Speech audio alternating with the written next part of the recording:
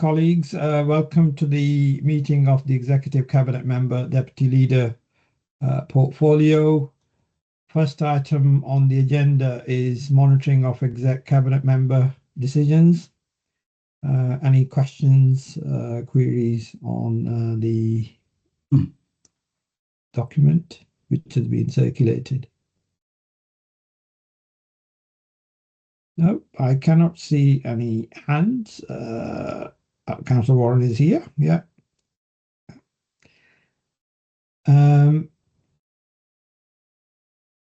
Item 2 then. Director of note that. Okay, that's fine. Yeah. Item 2, Director of Corporate Resources, Budget Report 26-27. Catherine, is it yourself? It is, thank you, Chair. So that this report for the Director of Corporate Resources follows the Council's full budget report and represents the final stage of the corporate business planning process for 26-27. It's a detailed and comprehensive report. However, I'll just summarise the key points for noting and approval at this meeting. So the first area of the report is the revenue budget. The report outlines changes to the revenue budget resulting in a 2026-27 revenue budget of 43.57 million for the Directorate of Corporate Resources. For this portfolio today, it is 6.9 million before savings. For the savings targets, the Director has been given a 2025-27 savings target of 1.497 million within a 2-year allocation. This represents the second year of the savings programme and there are no additional savings targets that have been assigned for 26-27. Section 4 of the report outlines the savings, carry on. Section 4 of the report outlines the savings programme and sets out the options requiring approval for the Executive Cabinet Member. This portfolio includes a proposed corporate property services saving of 500,000 for approval, and that's relating to the facilities management area. Moving to part 2 of the report, which is the capital programme. The 26-27 capital programme for the Director of Corporate Resources is 15.463 million, of which 11.295 million is assigned to this portfolio. A large proportion of that is the refurbishment of civics buildings. An itemised capital programme is detailed in Appendix 8, and the Executive Cabinet Member is asked to note the contents of the report, approve the recommendations in section 12 that relate to the portfolio, and I'm happy to take any questions. Thank you. Any questions? Councillor Warren? Thanks, Chair. Yeah, just a question just regarding the 717,000 in savings. How does that interact with the 600,000 that's on the next report? So that's the first question, please. Okay, so 2 very separate targets. The 600,000 is the Directorate of Place target. The 717 is part of the 1.497 that was allocated to the corporate resources portfolio. And the second question as well is regarding the 500,000 savings in the for the maintenance and corporate property. Obviously, everything that you read at the minute is just projecting huge uplifts in everything from staff pricing to materials, you name it, in terms of corporate property and maintenance, from 15% in some areas to nearly 30% in others. So in terms of how often is that going to be kind of looked at, and at what point? Because we see it all the time in terms of that this portfolio, that we get so much funding and then we start on a journey and then costs start dramatically changing. So how realistic is that given the current forecasts, and when will it be amended and updated? Thank you. Thanks, Councillor Warren. Catherine? Well, I'll bring Justin in, Chair, please. Yeah, Justin, did you want to comment? Thank you, Chair. The in answer to Councillor Warren's question, the 500,000 that has been identified as saving in the capital in corporate properties budget for this next financial year is a saving that we've made by looking back through the last couple of years in terms of the spend that we've had during the corporate property was outsourced. So we've managed to make some various savings by going through line by line to sort of try and sort of shave a little bit off where we wouldn't need to be spending that this next financial year. Now we've brought it in-house. So we've benefited over the last couple of years from in-housing and investment in the service. And now we're in a position where we can make some efficiencies by bringing things in-house. So there's a bit we've taken off this next year's budget. So we'll then have to be delivering not the capital program, but the planned maintenance program, and the sort of business as usual across the corporate estate. But we've managed at this point in time to identify £500,000 in saving. Thanks, Justin. Graham, did you want to add?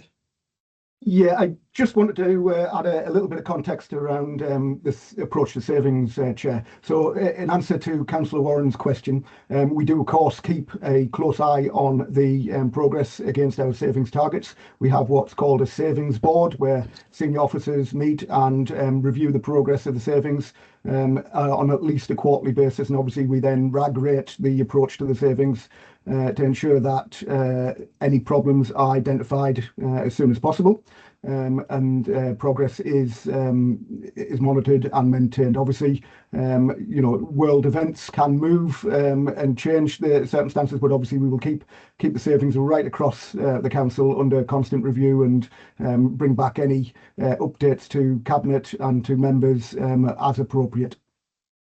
Thank you. Thanks, Graham. Yeah, thank you.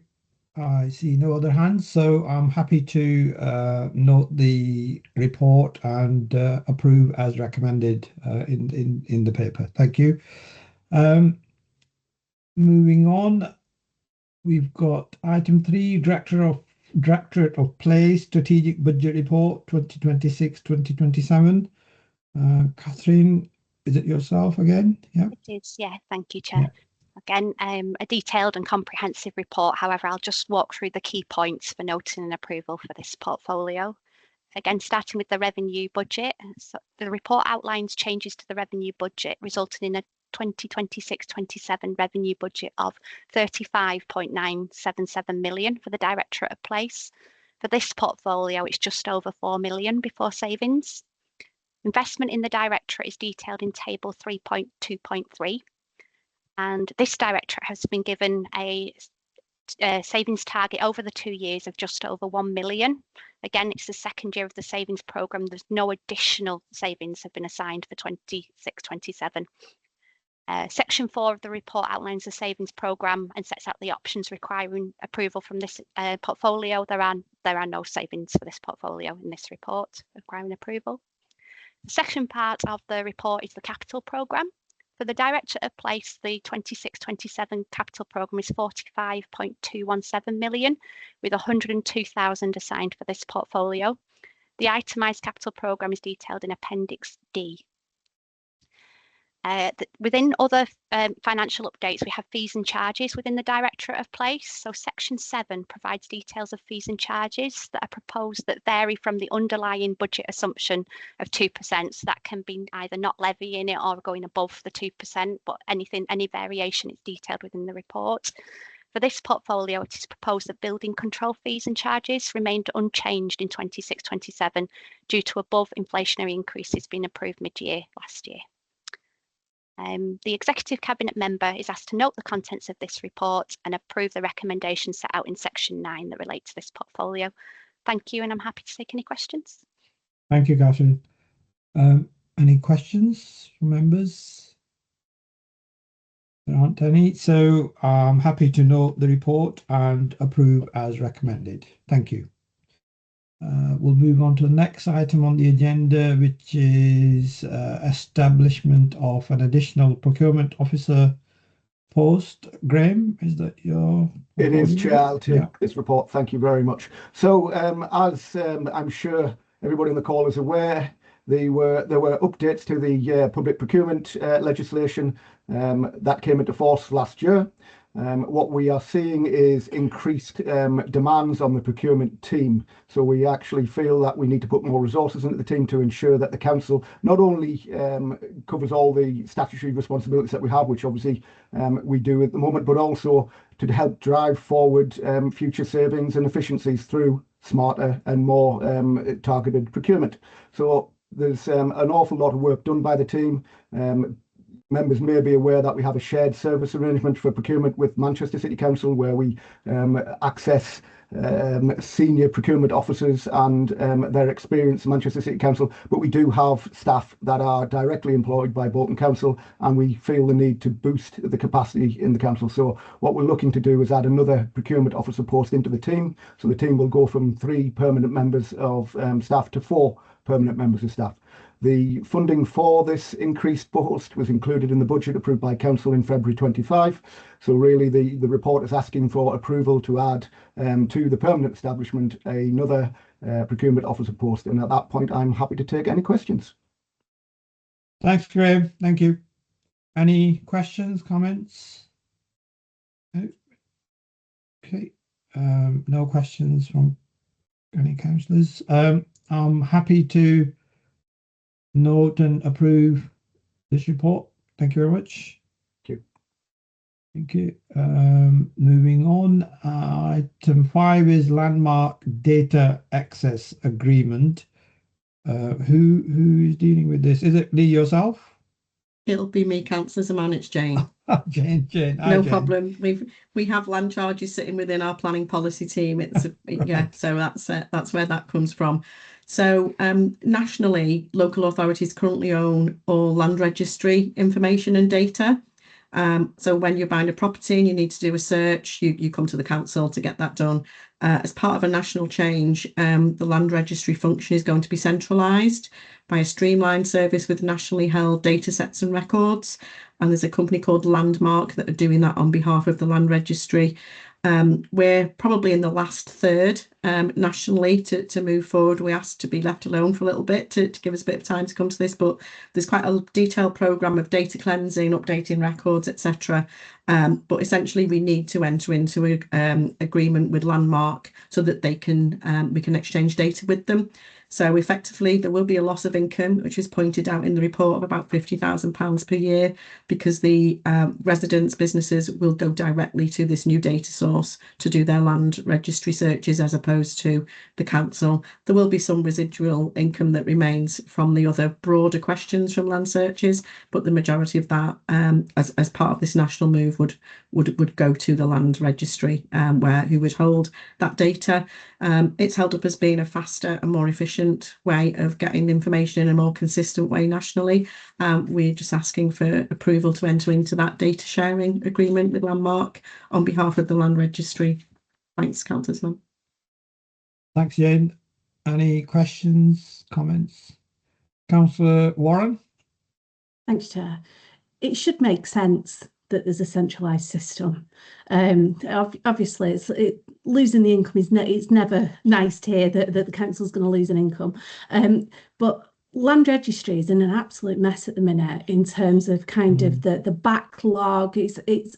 It's simple cases taking 6 months, and then the amount of cases I've been made aware of as well, where somebody's selling a property and they found out that 10 years ago that there was an error made, is just kind of next level. So even though I know that this has got to needs to happen, I do think if there is any way that the council can kind of almost give land registry a kick up the backside, they do need it, because they are appalling at the moment in terms of their staffing levels, what's going on in there, and how they're treating their customers as well.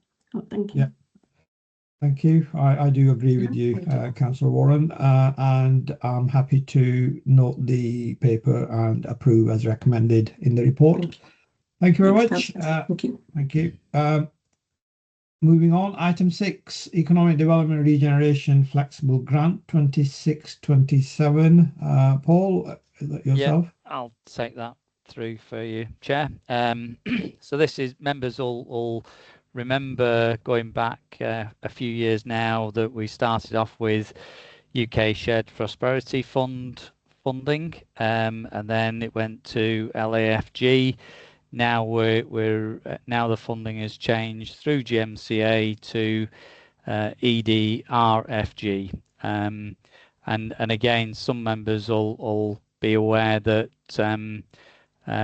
another report I brought through recently was on the another funding source, which was around the Pride in Place Impact Fund, and I totally appreciate that there was questions about because of the urgency of identifying projects to bring forward and bringing those through a report, then how do we look at the wider picture, and we'd committed, and that was only a recent report, we'd committed to start looking at right across the borough at some of the say parks or some of the issues around CCTV that are critical right across the borough, which we're on with. Through this report, we have identified some funding for parks, and then also some funding linked to CCTV, where the impact has already been identified.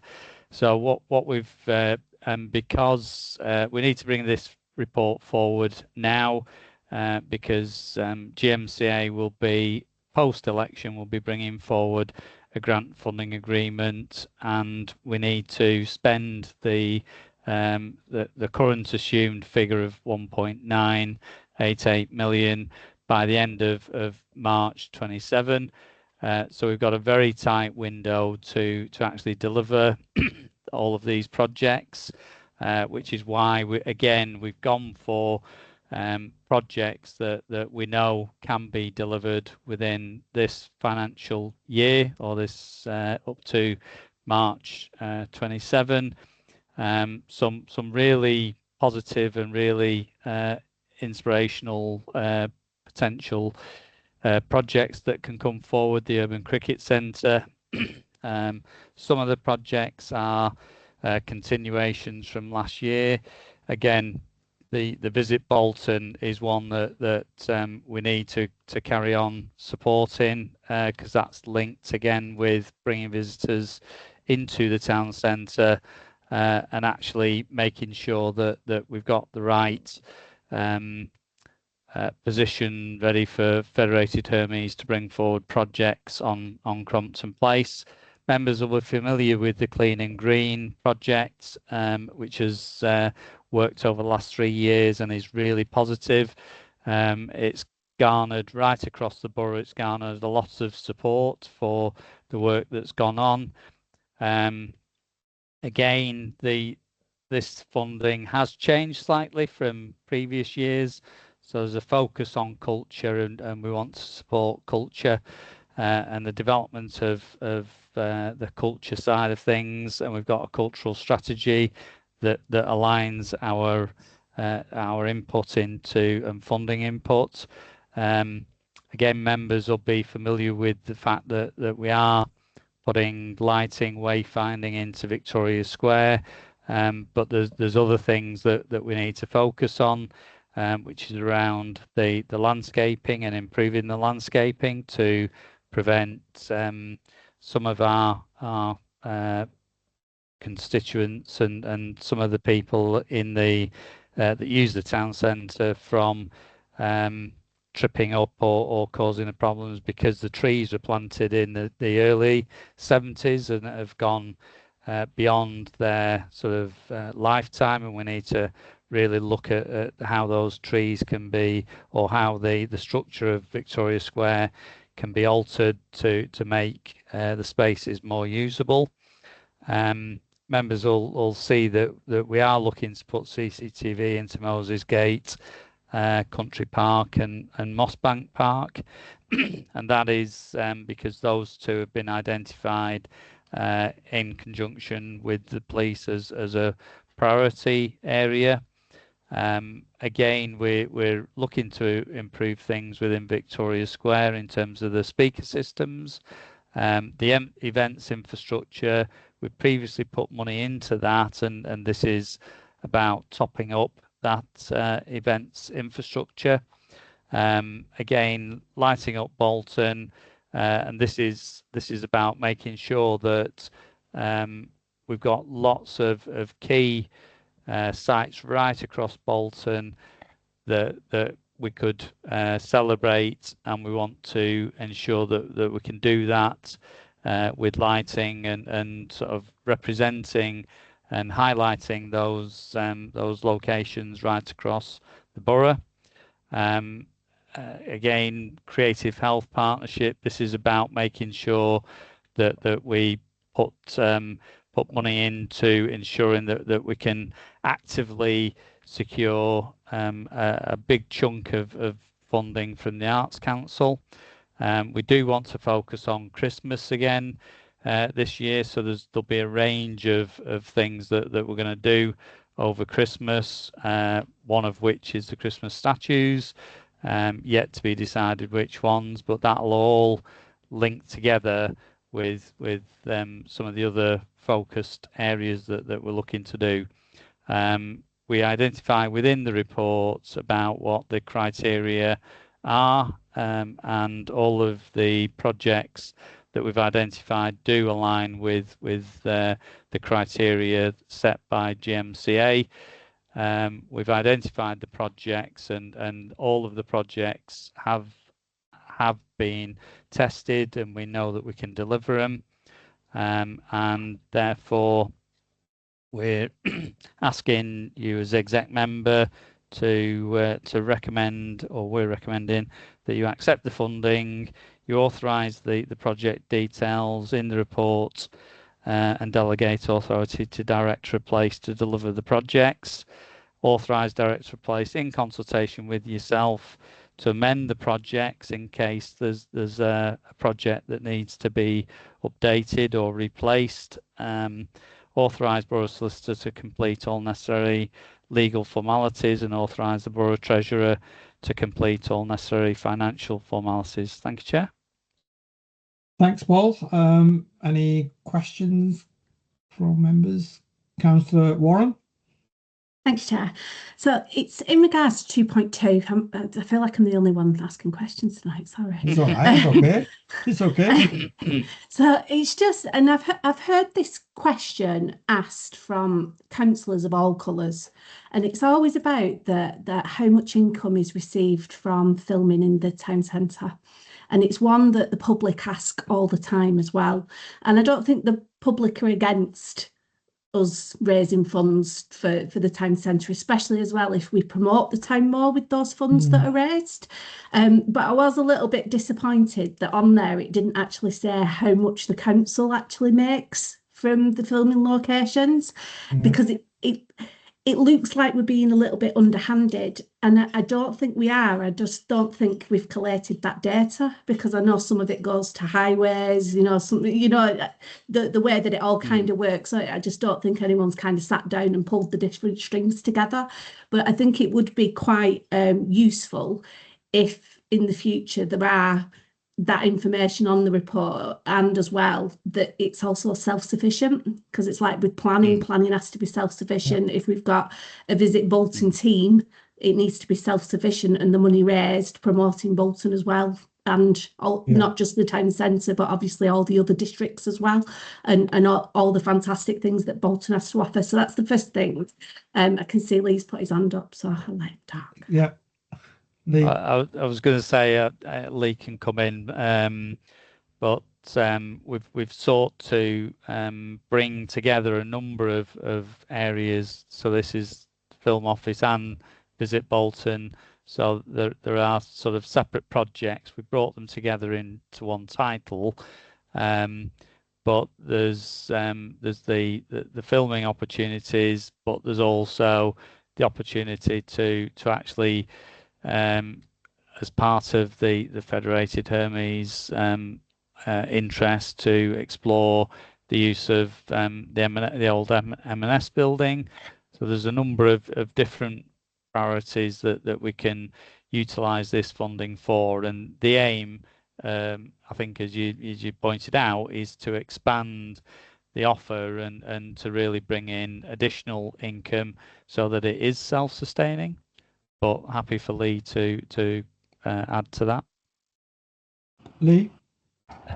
Well, I've not got much more to add apart from, I think the only thing I would say is we brought in a film manager on a 2-year fixed term contract who's an industry expert who's helping us work our way through that and identify the opportunities. I think what Paul was saying then, there's part of it is the opportunities around filming, but some of it is just wider than that, about the links with the university and the special effects and the educational benefits. So it's a whole package, and I take on board what you said. I don't think we're quite selling enough for the amount of work we do, other than when you're watching TV and you sometimes think, oh, that's Bolton on TV again. So we'll bring it back through scrutiny again next year. We normally do a bit of a recap of all the events and all the spend and everything. So if you'd like, I can recommend that's brought back through scrutiny again next year at some point.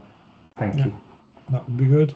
Councillor Warren, did you have another? Yes, point? I did. Yeah. So it is important, though, that the public know how much the council's received as well, because it is something that I know I've been asked about a lot of times. So, and the second one, I wasn't even going to question it until Paul said end of life of the trees. Now, obviously, the trees in Victoria Town Square, Victoria Square, they're very important to a lot of people. And I think that if they are at the end of the life, that needs to be documented and communicated, because if all of a sudden a tree went missing, and I appreciate tree pits are now very expensive as well if you do them properly, but they're there for a little tree to grow very big, over hundreds of years in some cases. But I do think that if any are at end of life, it does need to be communicated properly with the public, or you might find myself out there chained to one. No. Hope not. Through you, Chair, I think we're very clear that every tree will be looked at, and the aim is to protect them, to improve them, and to get the right advice on how we can ensure that the paving around the trees is done in the right way to retain the trees. And we've got the through the impact fund and through this fund, we've got enough funding available to cover Victoria Square and to start planning on any other areas that we need to look at throughout the town centre. We've already commissioned landscape architects to start doing that piece of work. And if there are any of the trees that do need to be removed, then that'll be a formal process. We'll have to apply through Jane for conservation area consent to remove the trees, and we will advertise that fully in accordance with the requirements. And the aim is not to remove the trees, but to and where we do need to remove any trees based on a full assessment, then we will be looking to replant trees, but also getting advice on we've got lots of trees in pots, and how can we improve the quality of the trees that we've got elsewhere in the town centre as well. So this will create a layered funding to ensure that we get the right advice and we get the right landscape. We've done the lighting, we've done the wayfinding, we need the right landscape advice now for Victoria Square and the rest of the town centre. Thanks, Paul. That's very helpful. No other questions from members, so I'm happy to approve the report as recommended in section 8 of the report. Thank you. Moving on, last item 7 is land at Stapleton Avenue, grant of 2 leases to Astley Bridge Football Club. Justin, is it Justin yourself or Zoe? Yeah, thank you, Chair. I'll take this one tonight. Thank you. Okay. So we're here today to talk about the matter of the leases to Astley Bridge Football Club at Stapleton Avenue, which is in the Markland Hill, Dovcocker area of Heaton.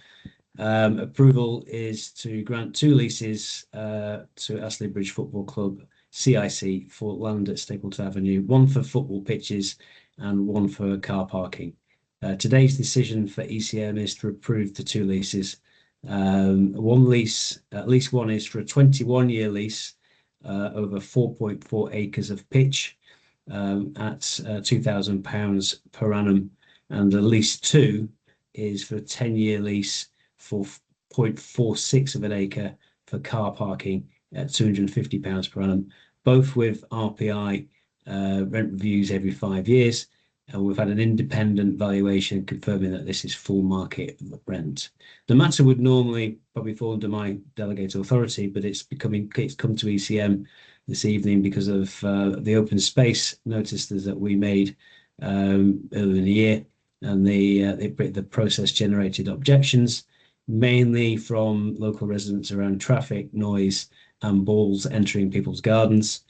We've consulted with neighbours and the local community, and the mitigation has been agreed. The lower pitch that backs onto people's gardens will be for under 7s only, and obviously it's a growing squad down there. And the pitch orientation has also been changed just to reduce the impact. Obviously, we're mindful that we don't want to be upset. The club don't want to be upsetting the neighbours. And the proposed car park, because of the congestion around the Stapleton area, I don't know if anyone knows it, but the sort of top end of Victoria Road gets very busy on match day and training days, and obviously quite a residential area around Old Kiln Lane. So that has been funded and delivered by the club. So a portion of the site will be used for off-street parking to alleviate that sort of congestion there. This has obviously sort of improved road safety on match days. Financially, the club are responsible for paying their rent. As I said, it's open market rental value. There's no additional council liability. Over the term of the lease, the club will be investing in facilities for the club which have become outdated and not suitable for a club of their ranking. They are a English football accredited 2-star club, strong governance. I've met with them, and they're doing good things, supporting their local teams in the area.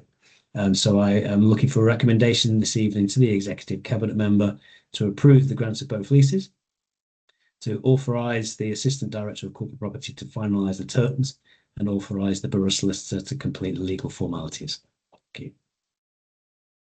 Thanks, Justin. Councillor Warren. Thanks, Chair. I've been ordered to mention car parking just because I know that it is quite a big concern for residents. However, I think it's also worth mentioning as well that the mitigation that you've done in terms of the orientation of the pitch, under 7s are very welcomed. But there is almost an expectation that obviously having this extra capacity will create more vehicles. And I do know as well that the ward councillors are trying to do a TRO that's stalled a little bit for double yellow lines. So which obviously that's one council process, but the ward councillors are quite keen for the car park to happen as soon as possible to try and reduce as much impact to neighbours with car parking as possible. Other than that, I'm in full support. It's a brilliant club and they do a lot for young people. So thank you. Thank you. We've also, thank you, Councillor Warren. And we've also, we've supplied, also the club have supplied their impact statement as well for sort of social value, which obviously do in the community. We have consulted as officers with local ward members, and so we've taken those concerns into consideration. It will be a matter for planning as well. So any sort of car park in that location would have to probably go through the planning department anyway. But thank you for that, and I'll take that back to the team. Yeah, thanks, Justin. And can I just reiterate that point, Justin, in terms of parking, can we ensure that the car park is available before the pitches become available for use, please? Yeah. Yes, we'll take that back. Thank you. Right. Okay. Well, in that case, I'm happy to approve the report as recommended in section 8. And that concludes business of this meeting. So thank you very much. I'll speak to you all soon. Thank you. Thank you. Bye. Thank you, Chair. Thank you, members. Thank you. Thanks, bye. Thank you. Bye. Recordings.